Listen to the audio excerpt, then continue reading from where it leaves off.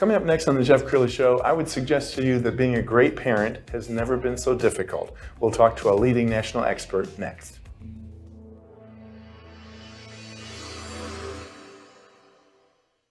Many are predicting that the worst is yet to come, which is unfortunate, said one person here. Until now, they've enjoyed the reputation of being the nation's icebox. Watched a burglar in his home this morning by webcam. As a journalist of over 25 years, stories are what make my world turn. Reporting live from the Dallas newsroom tonight, Jeff Crilley, Fox 4 News. But in 2008, I took the jump from my familiar life and started a PR firm from my home. We're talking about anyone with a camcorder like the one I'm using becomes a television network. We started slowly growing the company, and we now have over 100 clients, and we've branched into the world of live digital broadcasting. I now own 8 different TV studios and have a huge team. And the stories that I now get to share are sometimes the most important of my life. Life has a funny way of coming around full circle. This is the Jeff Crilley Show. Well, I truly believe that being a parent these days, especially being a great parent, has never been more difficult, largely because of these things that's in our teenagers' hand. They are being influenced by people on social media, they're being cyberbullied, they're comparing their life to others, and it's well documented that teenage depression is at an all-time high. To talk about that today, Kim Muench with a real-life parent guide. Thanks for coming on the show. I'm so happy to be here to talk to you, Jeff. Well, I think the timing of your business could never be more perfect because it just has gotten more difficult to be a parent. Wouldn't you agree? It absolutely has, and obviously we had some issues before the pandemic, but the pandemic and lockdowns in the last couple of years have really exacerbated some of the problems that you talked about. Screen time, depression and anxiety in young people. And I have to say, I wondered at first what age group of people would be most affected by what we all went through. And I would say that 18 to 25-year-olds, the parents of 18 to 25-year-olds right now, I am exclusively coaching those parents because those kids are the ones that have really struggled and suffered the ramifications of being in high school and or starting college when the pandemic hit. Well, and I grew up in Detroit, which was a rough town, but I think about my childhood and I kind of think of this, all-loving mom and dad. I was afraid to do anything bad just because you didn't want to disappoint mom and dad. And these days there are just so many different, I'm going to call them outside threats to good parenting. Yes, I would absolutely agree with that. Yes, social media, TikTok, Instagram, all of that information is coming at our kids. Their peers, which was also an influence on us back in the day, but their peers, the social media, just the pressure. I think a lot of college has gotten so expensive that kids are really struggling with the idea of a lot of them taking on huge debt to be able to go to school. And then if they don't do that, what do they do instead?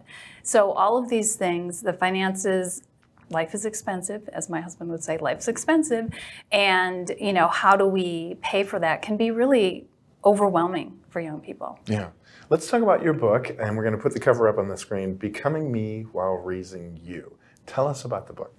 So the book is divided into 3 sections. The first section is 6 limiting beliefs I took on in my childhood, things that I unconsciously took on through the relationship I had with my primary caregivers, my mom and dad.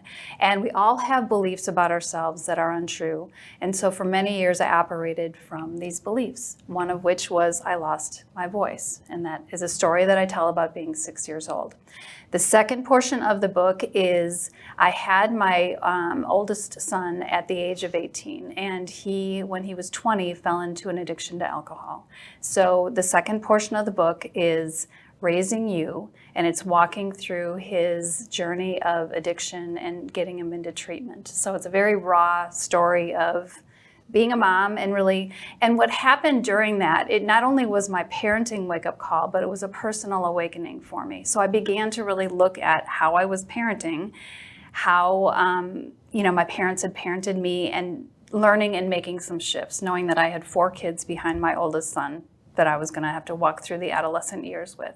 So the third part of the book is really about me uncovering these beliefs, making a decision to shift them to something that better served not only myself, but my children, and how I now coach parents into that same shift. Yes. I want to talk about your podcast because yours has been one of my favorite podcasts. We're going to put the video up on the screen.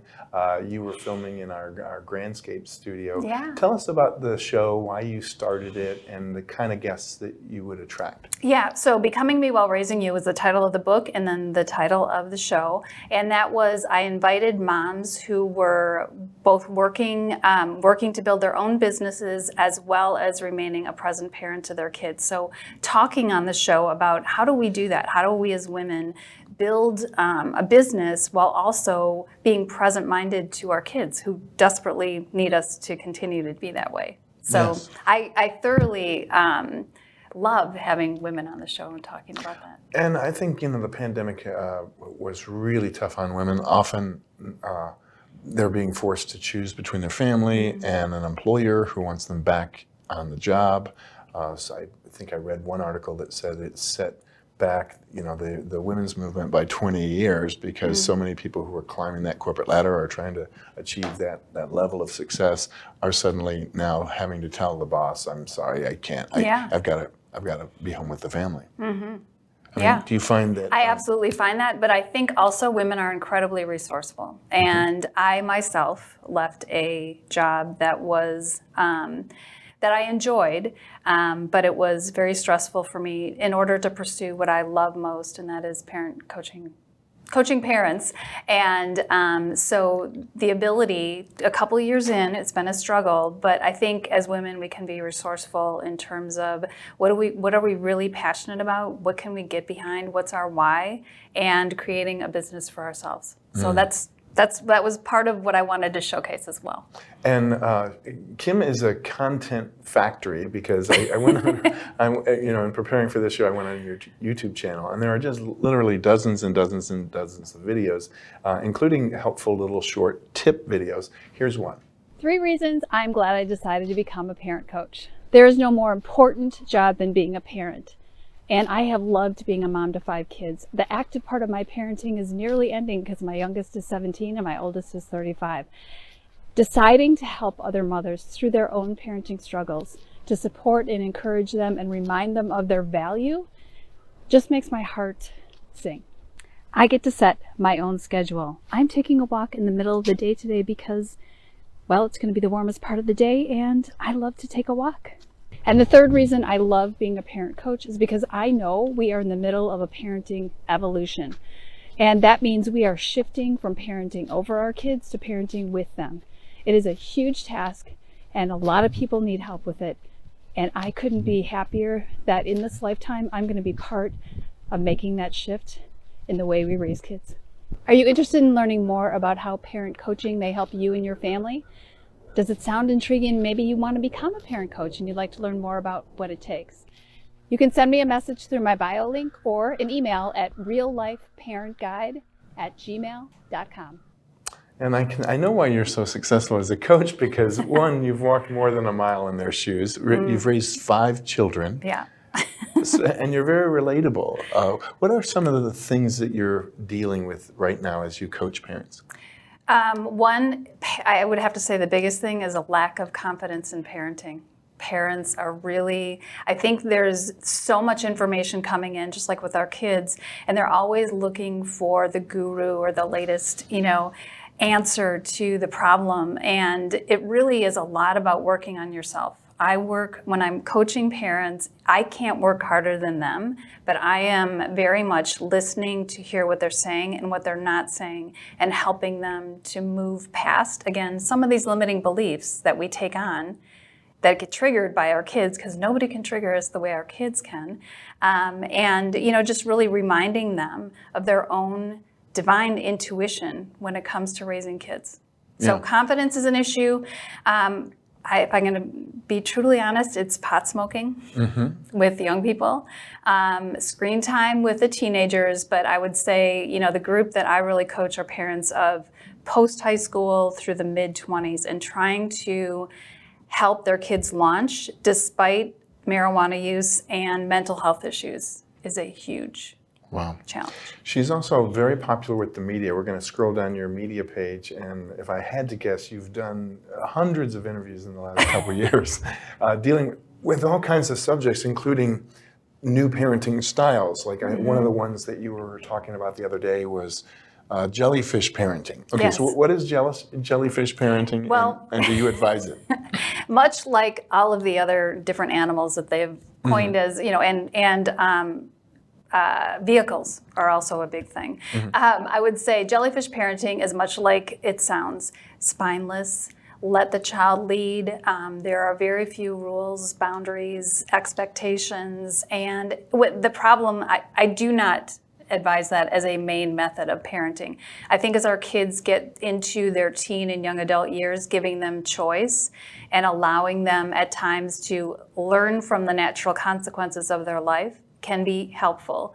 But especially when our kids are little and as a absolute always parenting practice, it's not healthy. Yeah.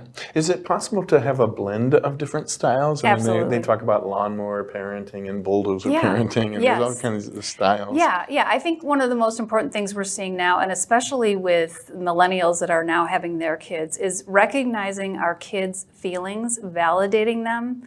But that doesn't mean we have to agree with everything they want to do or they're saying. So it's about listening to understand, parents listening to understand and validating their kids' feelings, but also being the structure that they need. Our kids do need to have some rules and boundaries and structures. How much that is also kind of depends on the kid. Every kid comes in with a different template, temperament and personality. And as a mom of 5, I've had to adopt, Yeah. 5 different, methods with the kids. Absolutely. And certainly a little bit of this, a little bit of that is a good thing. Well, you're a very popular coach, and I know why, because you're very empathetic, and you're not I'm gonna call it, not a Dr. Phil coach. A Dr. Phil punches you in the nose and tells you you're an idiot. You have a lot of compassion when you coach. How does somebody know when they need a parenting coach?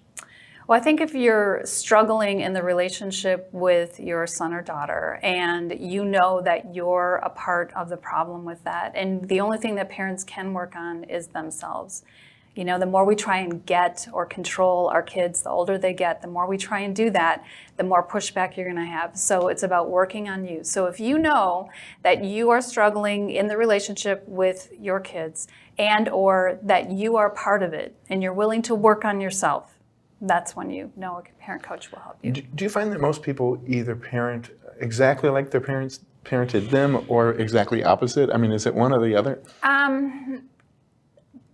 Emotionally intelligent people will look back at the way they were raised and derive from that what worked for them and what didn't work for them, and they will proceed that way. When you go and do directly the opposite of what you were, raised in, chances are you're going to be a very permissive parent who cares about being their kid's friend, and that doesn't work either.